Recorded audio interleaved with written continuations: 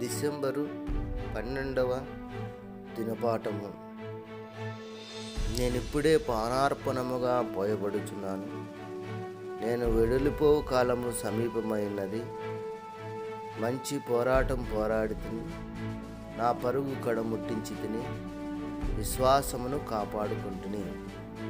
2వ తిమోతి పత్రిక 4వ అధ్యాయము 6వ వచనము 7వ వచనము. సైనికులు యుద్ధములో నుండి తిరిగి తమ దేశమునకు గృహమునకు చేరుకొని తమ దెబ్బల మచ్చులను చూపించి తమ పోరాటమును వివరించినట్లు మనము కూడా మన దేశమునకు మన ఇంటికి చేరుకున్నప్పుడు దేవుని మంచితనము నమ్మకత్వము మనల్ని ఎలాగూ ఒడ్డుకు నడిపించినదో, మార్గంలో ఎన్ని శ్రమలు శోధనలు ఎదుర్కొని దెబ్బలు తిని గాయములు పొందితేమో ఆ మచ్చలను గురించి మాట్లాడుకుందాము.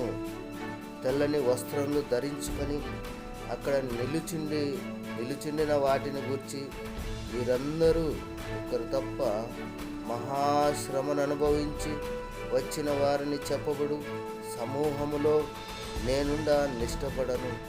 ఎందుకనగా నేనంత శ్రమ పడలేదు.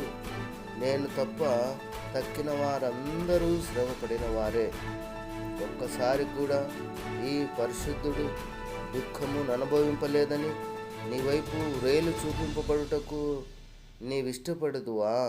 అలాగైతే ఆ పరిశుద్ధ సహోదర సమూహములో నీ ఒక్కడివే దూరముగా ఉండవలసి వచ్చును. కనుక గొప్ప పోరాడుటలో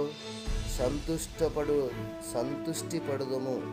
త్వరలోనే మన కిరీటము పొంది చేతిలో ఖర్జూర మంటలు పట్టుకొని ఊపుదుము.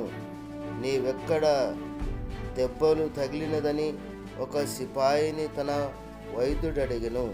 ఆ పర్వత శిఖరం మీదనే అని జవాబిచ్చెను. అతనికి ఇతర స్థలములలో తగిలిన పెద్ద దెబ్బలను మర్చిపోయి ఆ పై స్థలము మాత్రమే జ్ఞాపకం ఉంచుకొనెను. అలాగే మనము క్రీస్తు కొరకు ఎత్తైన స్థలము వరకు వెళ్ళి పోరాడి జయించి, నేను మంచి పోరాటం పోరాడి తిని, నా పరుగు కడముట్టించి తిని, విశ్వాసమును కాపాడుకుంటుని పౌలుతో కలిసి కేకలు వేసి చెప్పుదము. నీ పని నీవు ముగించు వరకు విశ్రమింపవద్దు. దేవుడిచ్చు విశ్రాంతియే నిత్య విశ్రాంతి. నీకు ఎన్ని డిగ్రీలు వచ్చినవో దేవుడు అడుగడు గాని నీకు ఎన్ని గాయములు గుర్తులున్నవోనని అడుగును. ఒక దైవభక్తుడు తాను దేవుని సేవలో పొందిన గాయపు గుర్తులను, కిరీటము కొరకై పొందిన నష్టములను, క్రీస్తు నిమిత్తము తాను పడిన అవమానములను, తన యజమాని కొరకై పడిన ప్రయాసలను బట్టి ఘనత నొందును. Praise lord. ఆమేన్.